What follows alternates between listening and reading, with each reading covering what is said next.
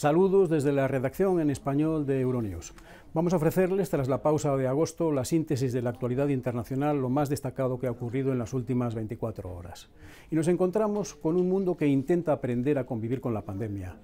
Cada cual como puede y con las normas que puede. Y lo más destacado, lo inmediato, es la vuelta al colegio de los más pequeños, que van a iniciar un curso en condiciones en donde el sistema de prueba y error va a ser lo determinante, en donde se va a intentar garantizar la seguridad y en donde no hay nada seguro más que se está haciendo todo lo posible para intentar consolidar y dar seguridad a padres y a niños en el nuevo curso que comienza ahora. Por lo demás, la pandemia trae consecuencias geopolíticas inmediatas. El primer ministro de Hungría, Viktor Orbán, ha cerrado fronteras. El sistema Schengen de libre circulación de fronteras queda afectado y golpeado en Europa. Hay buenas noticias. En Argentina encontramos con que finalmente ha sido posible renegociar la deuda y el país puede respirar y atender otras reformas económicas urgentes pendientes. En Venezuela, elecciones con una primera medida por parte del presidente Nicolás Maduro de poner en libertad a opositores encarcelados, que llevaban tiempo su libertad siendo pedida por la oposición como una cuestión prioritaria. Y además en el Líbano, la permanentemente incomodidad con la estructura de elección de candidatos al Parlamento a través de cuotas por sistema de pertenencia religiosa o adscripción política, en busca de un nuevo sistema que permita una mayor representatividad y por tanto genere una mayor paz y tranquilidad social. Vamos a ofrecerles ahora las claves del día en 20 minutos. Los opositores indultados por Nicolás Maduro comienzan a ser excarcelados en Venezuela. El indulto se ha producido cuando quedan menos de 100 días para las elecciones legislativas. Sale el sol en el invierno económico más crudo de Argentina, cuyo gobierno ha logrado reestructurar la deuda y salir del default. Schengen muere de nuevo en Hungría. El gobierno de Viktor Orbán impone fuertes restricciones fronterizas para combatir la pandemia de la COVID-19. El presidente francés Emmanuel Macron reclama en el Líbano la formación urgente de un gobierno que saque al país de la crisis en su segunda visita en menos de un mes. Difícil vuelta a clase en Italia. A 2 semanas de la reapertura de las aulas, la única regla clara es que los alumnos mantengan la distancia social. Agosto se despide de Europa entre incendios e inundaciones como las que ha habido en Austria o en el norte de Italia, donde las tormentas han dejado 4 muertos. Las autoridades venezolanas empezaron a excarcelar este lunes por la noche a los presos indultados por el decreto de Nicolás Maduro. Entre ellos Roberto Marrero, mano derecha del líder opositor Juan Guaidó, así como los diputados Gilbert Caro y Renzo Prieto. También salió del helicoide sede del Servicio Bolivariano de Inteligencia la española Antonia Turbay, presa desde junio de 2019, acusada de haber ayudado a fugarse a su vecino, el excomisario Iván Simonovic. Que haya estado injustamente por algo que yo no tenga nada que ver, porque es que ni soy amiga de Simonovic, o sea, sí es mi vecino y lo aprecio, y cuando él estuvo preso sentí mucha compasión por sus hijos que no tenían su papá, pero yo no tengo nada que ver y me han alejado de mi familia. El presidente venezolano Nicolás Maduro otorgó este lunes mediante decreto 110 indultos a opositores, sindicalistas y actores sociales, con las elecciones legislativas del 6 de diciembre como telón de fondo. Escuchamos al ministro de Comunicación, Jorge Rodríguez. La intención del gobierno bolivariano es profundizar el proceso de reconciliación nacional, para la unión nacional, para que los asuntos políticos sean dirimidos por vías pacíficas y por vías democráticas. Para el líder opositor Juan Guaidó, esta amnistía es un intento del gobierno de legitimar los comicios que la oposición tacha de farsa. Otras voces consideran la medida el reconocimiento explícito de que en Venezuela existen presos políticos. Sale el sol en el invierno económico más crudo de Argentina. El gobierno de Alberto Fernández ha logrado reestructurar la práctica totalidad de la deuda con los acreedores externos, que supera los 66.000 millones de dólares y cuyo pago representaba un muro infranqueable para un país que sufría una grave recesión antes de ser embestido por la apisonadora de la pandemia. El pacto alcanzado por el ministro de Economía permitirá un ahorro de 37.700 millones de dólares en 10 años. Los intereses bajan del 7 al 3% y se aplaza el vencimiento de la deuda. Gracias al acuerdo, Argentina sale del default y tiene pavimentado el camino de la renegociación con otro poderoso acreedor, el Fondo Monetario Internacional. En breve espero que despejemos el obstáculo que es la deuda con el Fondo Monetario Internacional. Que el 10 de diciembre, cuando nosotros llegamos, entre el año 2020 y el año 2025, la Argentina debía pagar 48.000 millones de dólares. Esas eran las obligaciones que la Argentina había asumido. Hoy esas obligaciones no existen. Quedaron postergadas para más adelante. Esos son recursos que vamos a poder destinar al desarrollo, a la producción. Se estima que el PIB de Argentina retrocederá este año alrededor del 12% y el índice de pobreza rondará el 40%. Fuertemente endeudado durante el mandato de Mauricio Macri, el país debe al FMI unos 44.000 millones de dólares y ya ha solicitado formalmente iniciar las conversaciones para refinanciar la deuda. La directora gerente del organismo, Kristalina Georgieva, ha afirmado en distintas ocasiones que tanto el Fondo como el Banco Mundial están dispuestos a hacer su parte para que la reestructuración funcione.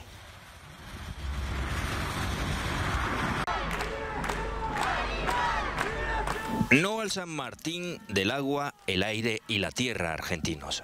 Cientos de personas se manifestaron el lunes en Buenos Aires para denunciar un acuerdo en ciernes para abastecer de carne de cerdo a China, cuya producción quedó diezmada hace 2 años debido a una epidemia de gripe porcina africana. El pacto prevé la construcción de una veintena de gigantescas granjas de cerdos en Argentina, instalaciones muy dañinas para el medio ambiente. Producirán casi 1 millón de toneladas de carne en los próximos 4 años y supondrán una fuente muy importante de ingresos para un país en bancarrota. Pero este argumento es falaz para animalistas y ecologistas.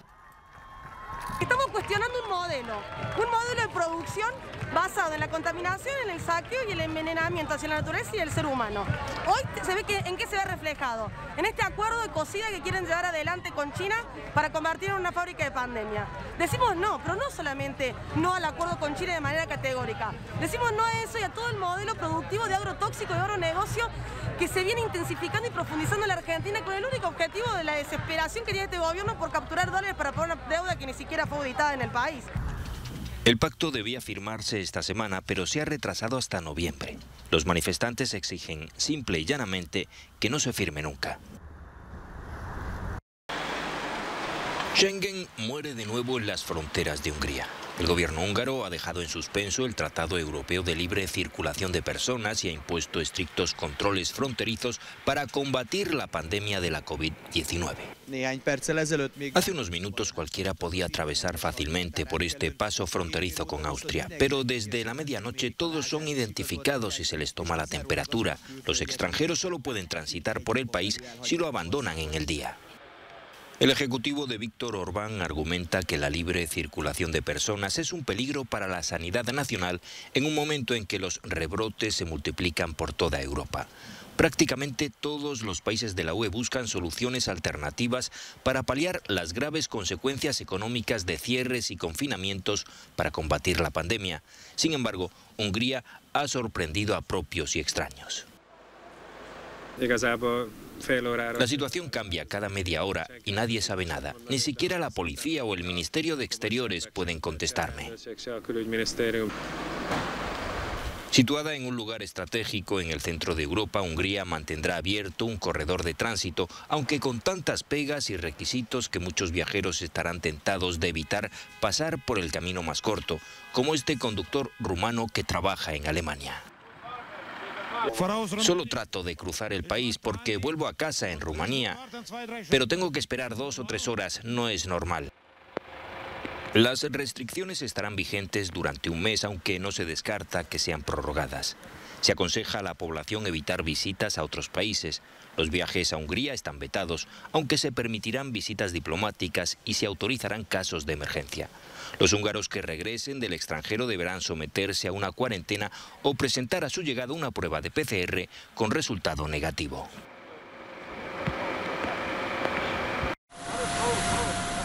Francia se implica cada vez más en el rescate y la transición política en el Líbano. El presidente Emmanuel Macron llegó este lunes a Beirut, en la que ya es su segunda visita en menos de un mes, desde la explosión que dejó 188 muertos y más de 6.500 heridos. Una tragedia que vino a sumarse a la profunda crisis política y económica en el país. Apenas unas horas antes de la llegada del presidente francés, fue nombrado un nuevo primer ministro, Michel Aoun, que muchos consideran un hombre del sistema. A mí no me corresponde aprobar ni rechazar la elección del primer ministro, dice Macron. Lo que está en juego es la soberanía libanesa. Pero quiero asegurarme de que se forma un gobierno de misión lo más rápidamente posible para realizar reformas al servicio de las libanesas y los libaneses. El compromiso de Macron en el Líbano es apreciado por unos y criticado por otros que le acusan de injerencia política. El mandatario se reunió este lunes con el ex primer ministro Saad Hariri y también con la cantante Fairuz, una de las figuras más queridas y respetadas del país. Este martes visitará los barrios devastados por la explosión del 4 de agosto, un desastre que causó daños estimados entre los 5.600 y los 6.800 millones de euros.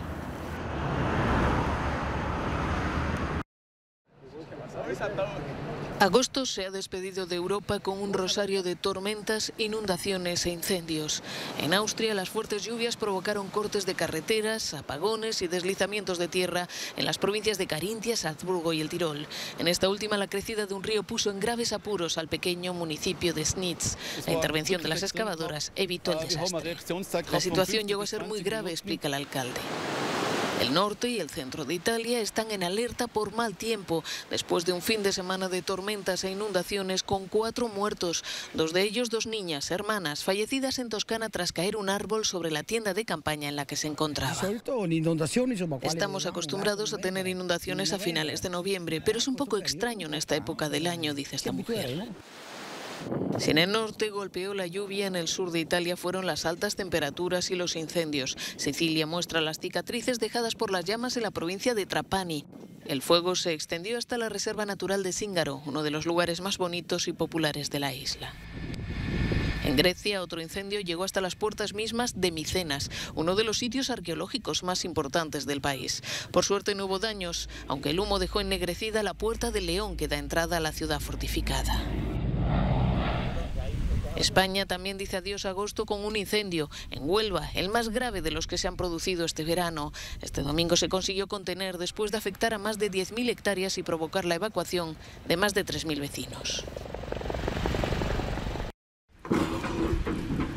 A tan solo 2 semanas de la vuelta al cole, la distancia social es la única regla confirmada para que las escuelas italianas reabran las aulas sin ninguna otra directriz clara. En esta escuela del centro de Roma se preparan para recibir a los alumnos. Una pared de la biblioteca fue demolida para convertirla en un aula mucho más amplia. Ahora, en vez de 20 alumnos, podrán asistir a clase 30 estudiantes que se sentarán en pupitres individuales separados por 1 metro de distancia. La directora explica lo difícil que está siendo prepararse para la reapertura. Llevamos meses sufriendo esta incertidumbre y cuando creemos haber hallado la solución a un problema, surge otro nuevo. Además, tenemos que lidiar con la ansiedad o incluso el pánico de algunas familias y alumnos que no cesan de hacernos preguntas.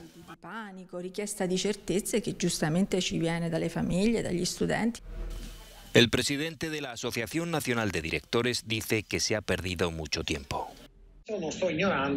Soy consciente de que ha habido retrasos. Estos se deben en parte al hecho de que ciertas decisiones se han tomado demasiado tarde, no solo por miedo a hacerlo mal, sino también porque estos son retrasos que se han acumulado a lo largo de los años.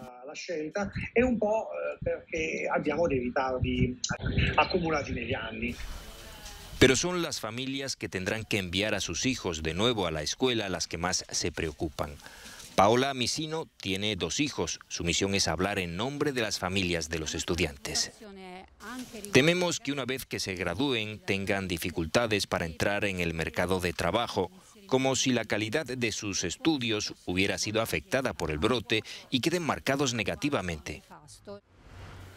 En contraste con otros países, en Italia más de la mitad de los edificios escolares se construyeron antes de los 70, lo que hace muy difícil respetar la distancia social, y la mayoría de las escuelas aún esperan la llegada de más de 2 millones de pupitres de asiento individual. No puedo decir cuánto tiempo llevará. Los pupitres no llegarán antes de octubre. Con respecto a los nuevos espacios que se encuentren, eso dependerá de las autoridades locales.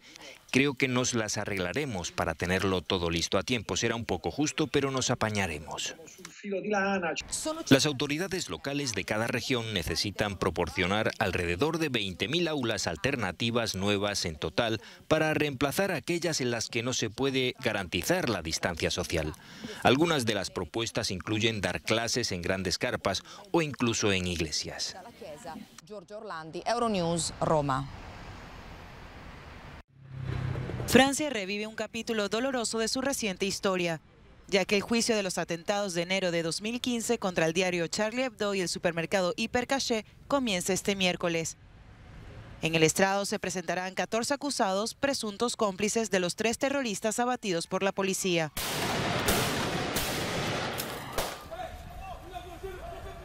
El 7 de enero de 2015, 2 hombres fuertemente armados y encapuchados tomaron las oficinas del semanario satírico, matando a los principales miembros de la redacción. Durante su huida, mataron también a un policía. En total, 12 personas fueron asesinadas a tiros ese día por los hermanos Kouachi, que actuaron en el nombre de Al-Qaeda. La conmoción en Francia fue inmensa. La libertad de expresión acababa de ser atacada. A la mañana siguiente, una joven policía fue asesinada a tiros en las afueras de París. Se contempló inmediatamente la hipótesis de un ataque coordinado. Aún en la fuga, los hermanos Kouachi se convirtieron en el objetivo de una gran cacería humana que terminó en una imprenta ubicada en la comuna d'Amartin-en-Guel, en el departamento de Seine-y-Marne. Tras unas tensas horas, los hermanos abandonan finalmente el edificio y son abatidos por la policía. Mientras tanto, otra toma de rehenes comenzaba en el supermercado Hyper Cacher en el distrito 20 de París.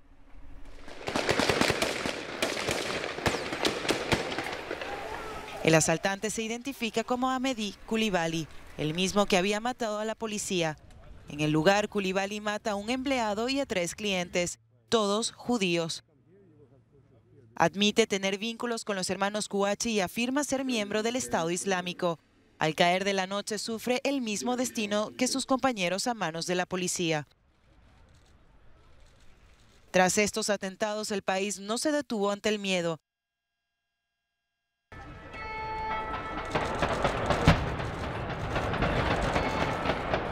Al menos 3 millones de personas salieron a las calles de toda Francia para condenar el terrorismo y defender las libertades.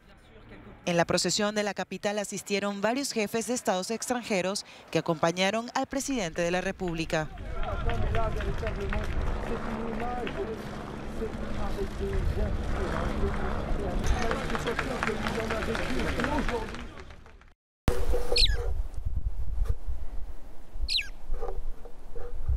Al principio pensaron que aquel sonido, una especie de susurro con una frecuencia altísima, lo provocaba el viento soplando en los páramos de Ecuador, hasta que descubrieron que el responsable de esas notas únicas era este pequeño colibrí, conocido como estrellita ecuatoriana. Los machos de esta especie son unos contratenores excepcionales, con el canto más agudo de todas las aves. En general, en las aves no se esperaba más de 8 a 10 megahercios, ¿no? Y este está superando los 13. Entonces realmente es algo que nos ha sorprendido mucho para un individuo tan pequeño como es un colibrí que en este caso mide de 10 a 12 centímetros. El estrellita ecuatoriana es además el único colibrí que puede vivir a más de 5.000 metros de altitud, desafiando el frío extremo de los páramos de Ecuador, un ecosistema vital que, al igual que este pequeño pájaro, está en peligro. El páramo en general está muy amenazado. El avance de la frontera agrícola es un tema muy preocupante. Otro de los factores que han incidido mucho, sobre todo aquí en Quito, es el tema de los incendios forestales. En la Reserva Natural de Chacana, el colibrí, encaramado a una rama de chuquiragua, sube hasta las notas más agudas para impresionar a sus rivales y conquistar a las hembras. Un espectáculo de la naturaleza en un entorno excepcional. Estas tierras ecuatorianas albergan 130 variedades de colibríes, el 40% de todas las registradas en América. Últimos retoques para la Mostra de Venecia. La ciudad se prepara para acoger esta semana la edición 77 del Festival Internacional de Cine. Este año priorizarán las proyecciones al aire libre. El sector turístico espera que ayude a mitigar los efectos del coronavirus.